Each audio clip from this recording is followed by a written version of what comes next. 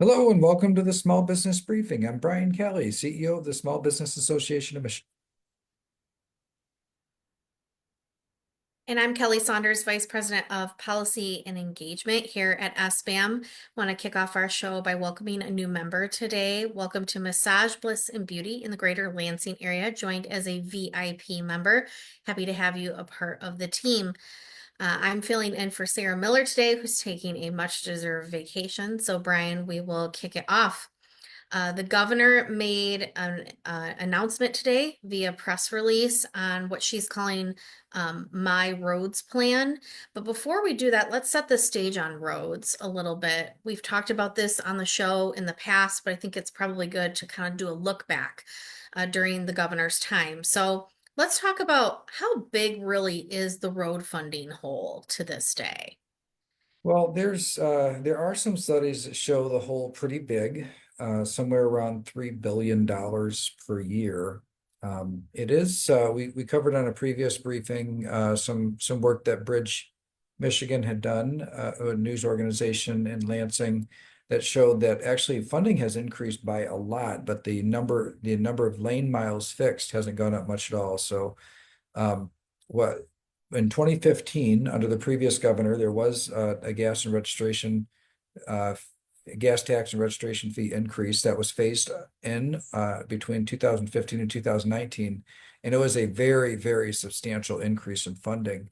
And then there were some other things added to that, and that really over the last several years has been um, I want to say it's almost double what it was before, but the increase in lane miles fixed has only gone up about 10%.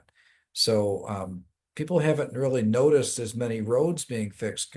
You'd think that not much more has been spent on them, but really a lot more has been spent, and yet still the projections are showing um, that it's 3 billion short. And this is one thing that really does need to be investigated. If we were to increase it, if road funding is up 3 or 4 billion since 2015, and then let's say increase it another 3 billion, like are they going to get fixed then, or is it going to be like last time where the maybe a few more roads got fixed, but not very many? So let's switch a little bit to something that happened a few years ago. We know that the governor had proposed an increase on numerous items when it came to the roads, but that didn't follow through very well through the legislature. There was an agreement, and so she decided to take another approach. We talked about bonding before. So what's happening with that? The governor borrowed about $3.5 billion back in 2019 or the beginning of 2020, and that has been mostly spent. There's one more year of those funds that are available. Bonding is taking out a loan. Think of it like a mortgage or something like that. And so the state borrowed billions of dollars. It's been putting that into the I roads and the M roads. So think of the major thoroughfares in Michigan. That's what that money was for.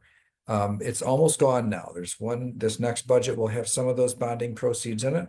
And then I think it'll be depleted, or they could stretch it one more year if they split it into pieces. But if they spend it at the same rate they have in the past, one more year, and starting next year is when the payments start on that borrowed money, and it's $340 million per year to service the bonds from before. So you get, in this case, you got about 5 years in increased spending, and then you're going to have decades of payments to make up for that.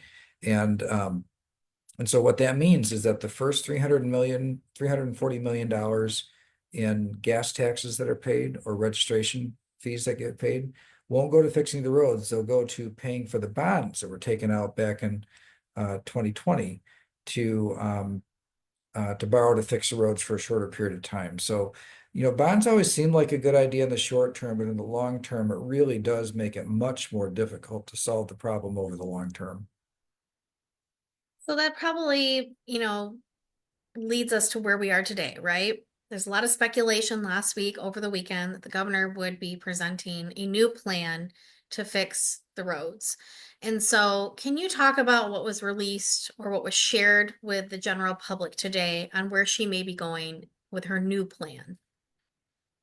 Well, I think first I'll acknowledge that the new Speaker of the House, Matt Hall, had put out a roads plan weeks ago, and that plan was one that reprioritized spending within state government. It took the sales tax off gasoline and replaced it with a gas tax for roads. Right now, there's a lot of taxes on gasoline, doesn't go toward roads, it actually goes to schools.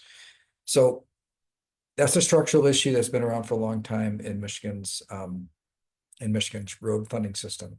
So the House Republicans put out a plan, and it's reprioritization of spending in the tax policy change that I just mentioned, but without any net increase in taxes.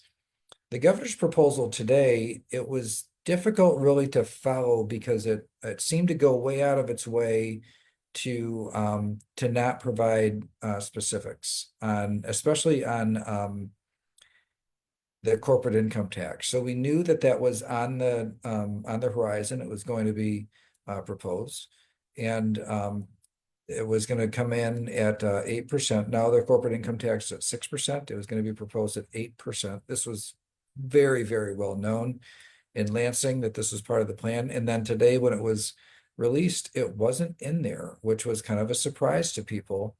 There were overtures. They kind of mentioned things about corporations not paying their fair share, but every time they seem to go way out of their way to say, quote, massive corporations or big tech, and they have a myriad of different things to charge more taxes to businesses and corporations.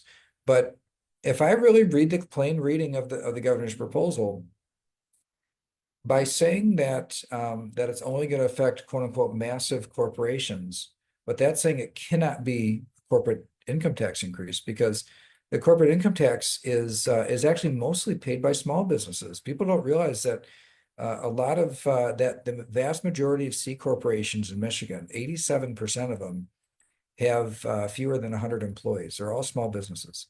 And then but get this, 62% of them have fewer than 10 employees.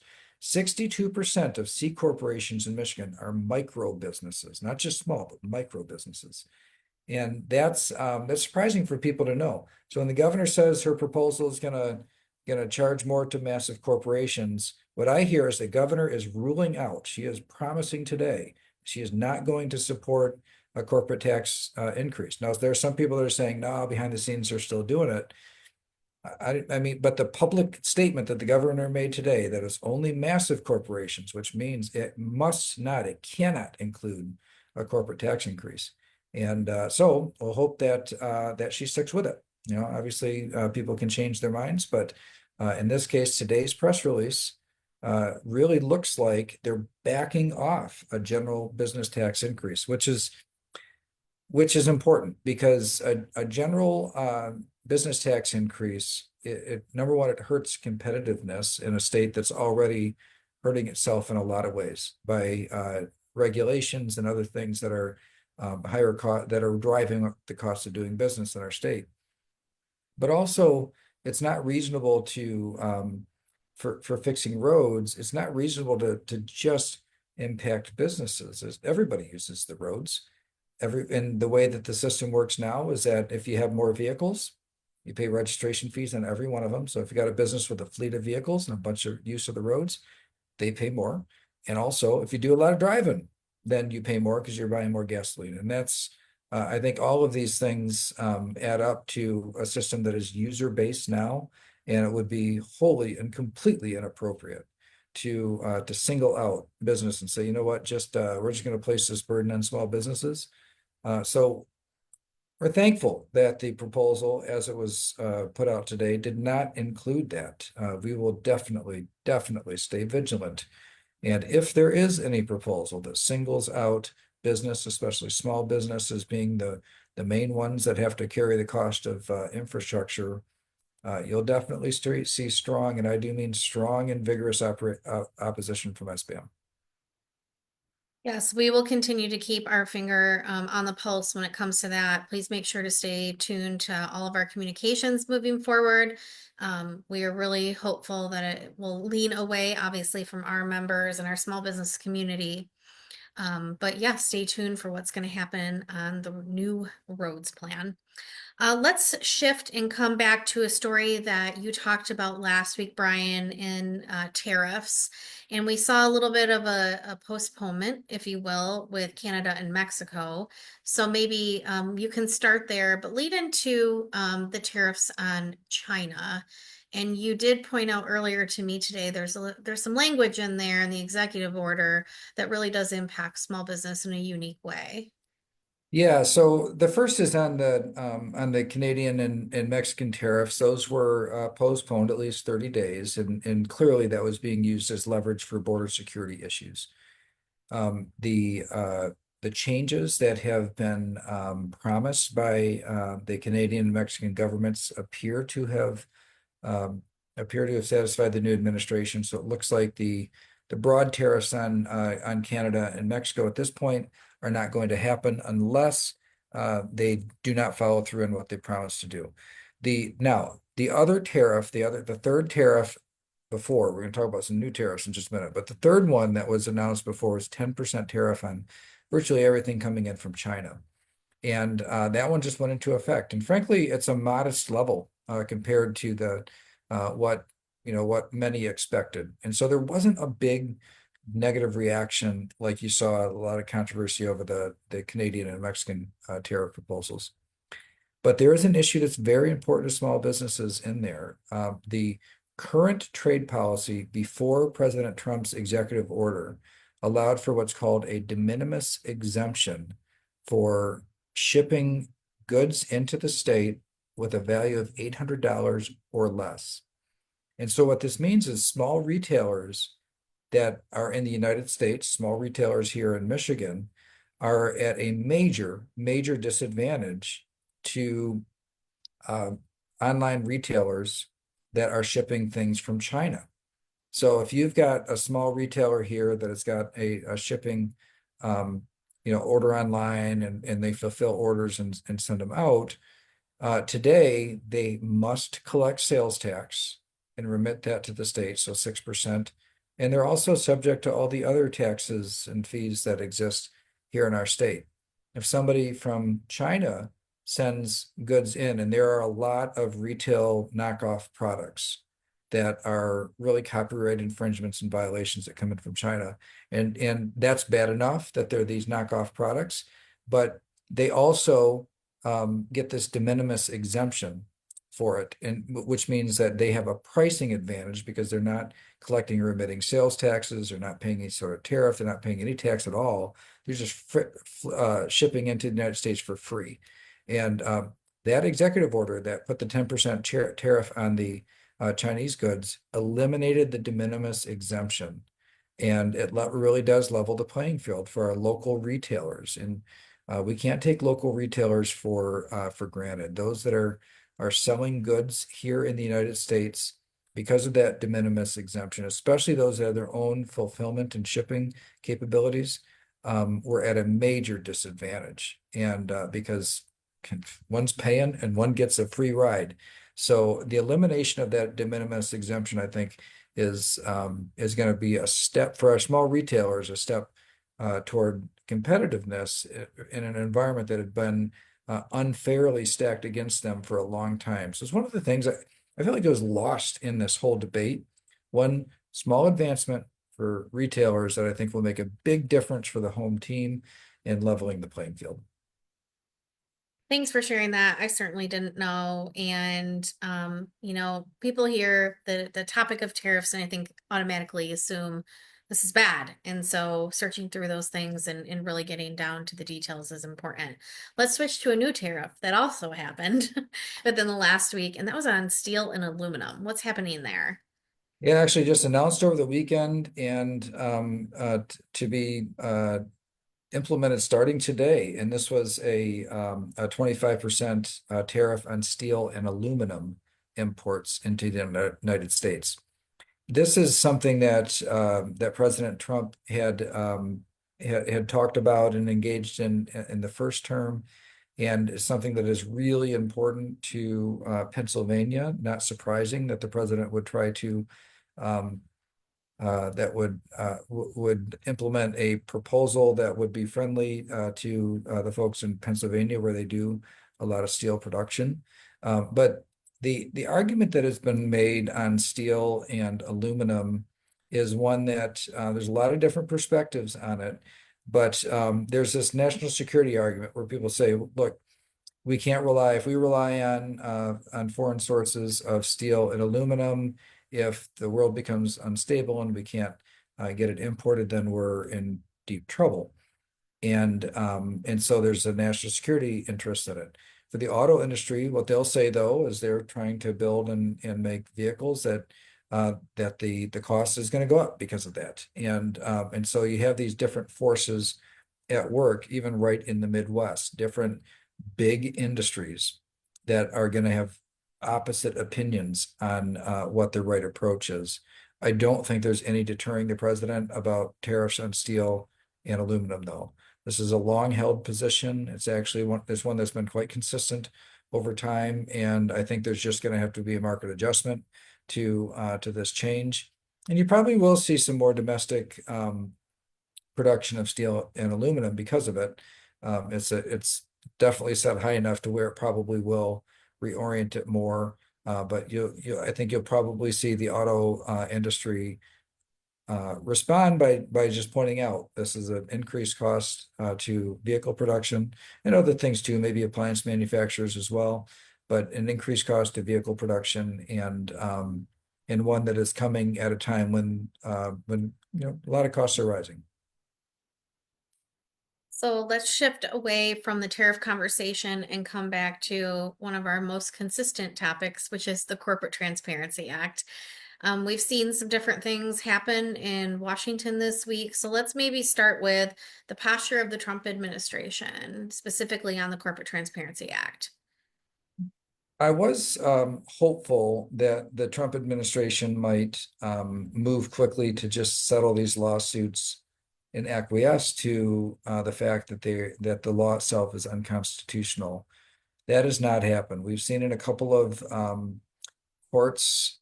There's cases all over the country on this issue. So SBAM has a case, but there's a bunch of other cases.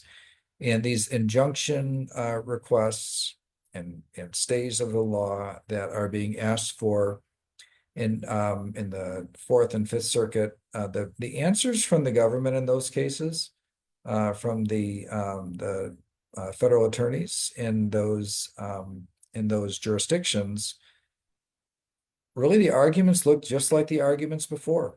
So there's not really a change in the kind of basis of the defense in saying that they're saying this is a constitutional law. The business community, us, we're saying it's not a constitutional law. So that has not changed. The kind of overarching posture itself, in terms of their position on the law, has remained the same. So I don't expect that we're going to see immediate resolution to the issue. It's one that might take a while to get resolved. So let's, and maybe you kind of leaned into it, but there has been a response a little bit on one of the injunction cases. So can you dive into that a little bit more? Yeah, the case, there is one case that there is currently an injunction on, so why nobody has to file at the moment. And on that case, it's a little different. This is one where the government isn't defending the law in this case. They had a filing that explained why the stay should be lifted. In other words, the law should be allowed to go into effect. So these are different kinds of cases. There's some special insight provided in that one. In that one, the federal case was a little different, and it said two things in their filing. They said to the judge, if you will lift this injunction and let this law go into effect, that we, the government, will do two things. The first is nobody will have to comply for 30 days after you make that decision. So in other words, they're pre-announcing there will be a delay. If you allow it to go into effect, nobody will have to file for 30 days. And then further, they said that the law gives them the discretion to make exemptions for low risk entities. And so they will review everybody who has to file, and they will potentially implement exemptions. So on the one hand, we've seen very clearly from the new administration, the Trump administration, they feel that this is still a constitutional law. They're still making the exact same arguments that the Biden administration made when they were in office. But they are also saying in a separate case that we will delay if we get the state lifted. And we're reviewing, we believe we have authority to exempt, and I actually looked up the Corporate Transparency Act itself, and they do have the authority to exempt entities or types of entities that they deem are low risk. Are they thinking of a huge exemption or a narrow exemption? No idea. But they are thinking toward exemptions, which is, I guess, at least a little bit encouraging. But ultimately, I think that in order to get rid of the Corporate Transparency Act, it seems a little more clear that it's going to take either a final court action or an act of Congress. So let's round out this conversation with that. What is Congress doing about this? Well, there could be a vote as early as tonight in the House of Representatives to delay. And I think what they're looking for is essentially a delay because all these court, it's been on again, off again. It's been very confusing, back and forth, whiplash on this issue. That it should just be delayed in statute until this is all settled. And so it's not, unfortunately, it's not a repeal. I'd rather see them debating and voting on a repeal, but a delay is better than nothing. It actually, at least it would take, if it passed, it would take the uncertainty out of having to comply in short order when, the court makes a decision on a stay or lift an injunction, and then all of a sudden everybody's got to jump on it and file. That's what that's the thing that this potential congressional action could help with. All right, let's move on to what I like to call 2026 election outlook. What's the news with everything going on for next year when we will have multiple races that we are going to have to pay attention to? Yeah, I just cannot believe how many different updates and things that are happening this early on the 2026 election. So United States Senate and the governor's office. I've got some notes here. I think I had mentioned that I didn't think that Garland Gilchrist, the current lieutenant governor, was going to run for governor and that he might run for Senate. Well, I was exactly wrong on that. He said he's not running for Senate, and he's probably going to run for governor. So that was, consider him on the list. I mean, usually you don't say what he said unless you're pretty sure you're going to do it. I do think that he's got to get in early. He doesn't have the type of profile and statewide presence you need to run for governor. So it's a big state and you need to get started early. So he took himself out of contention for the U.S. Senate and said he's going to run. If he's going to run for something, it's going to be governor. Also, a candidate you might remember that had kind of slipped my mind as we talked about this before, that ran against Gretchen Whitmer for the Democratic nomination in 2018, Abdul El-Sayed. He's the public health officer for Wayne County and was for Detroit before, but he ran for governor in 2018. He says he is seriously considering running for the United States Senate. So that is those are two new names, if you will, on the list. The thing about Gilchrist that really caught my attention, though, was that the Democratic Lieutenant Governors Association, so both parties have a Lieutenant Governors Association, they said last week that regardless of which office he runs for, if he ran for Senate or if he ran for governor, that they would be there with $1.5 million to support that candidacy. So while I think the successful primary campaign is going to cost more like $10 to $20 million, and a successful general election campaign for governor is going to cost a whopping $100 million. That's my prediction. Still, 1.5 million is a good start. So I think that really kind of puts him on the map in a way that's maybe a little different than people than certainly than I saw things in earlier conversations. A couple other things that have happened as well. There was a national group that did some surveying on the on who's the strongest candidate for United States Senate. They did not include Abdul El-Sayed in that, but they included the two kind of best known names that are in the race that have expressed interest so far. Pete Buttigieg, in the who was the immediate past Secretary of Transportation under Joe Biden, resident of the Traverse City area, and then also Dana Nessel, the current Attorney General. Those are the number one and the number two people in the race, but Buttigieg was way ahead. He actually had 40% in this, and Dana Nessel at 16%. At this point, it really is just a name ID poll. I mean, nobody's said put out their platforms or anything like that. So what this does is that Buttigieg has a big name ID advantage. Finally, there was a new entrance in the Democratic. And so among the Democrats, it's where all the action was this last week. Craig Swanson, who is the mayor, or not the mayor, the sheriff of Genesee County, he announced that he is running for governor, and viewed, I think, most as kind of a long shot candidate, but no big updates this week from Jocelyn Benson, who I think is probably the front runner among the Democrats, or Mike Cox and Eric Nesbitt, who are the Republican kind of front runners at this point. I said last thing, but I actually have one more thing.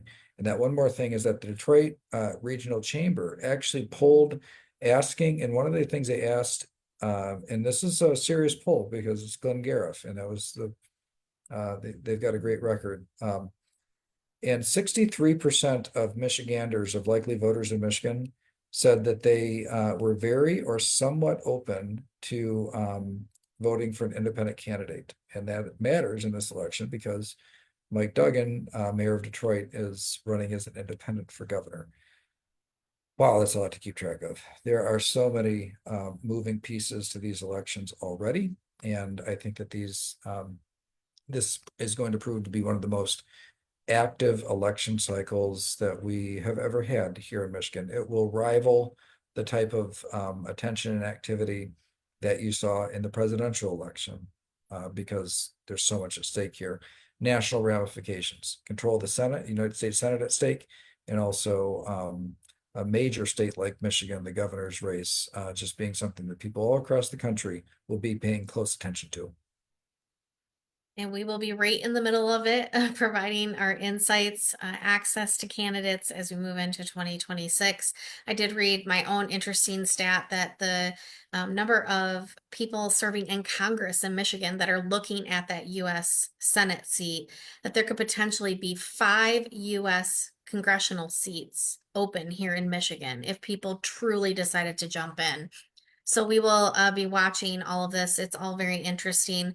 Yeah, We that's fascinating too. Like because when you run for Congress, if you run for another election, you have to decide not to run for Congress. There's no free Yes. runs. You walk away from Congress, and that could really, boy, that could really shuffle the deck here in Michigan too if they decide to run. Maybe let's take our last 2 minutes and just it might be strange to omit. There's nothing new to report on the Earned Sick Time Act or the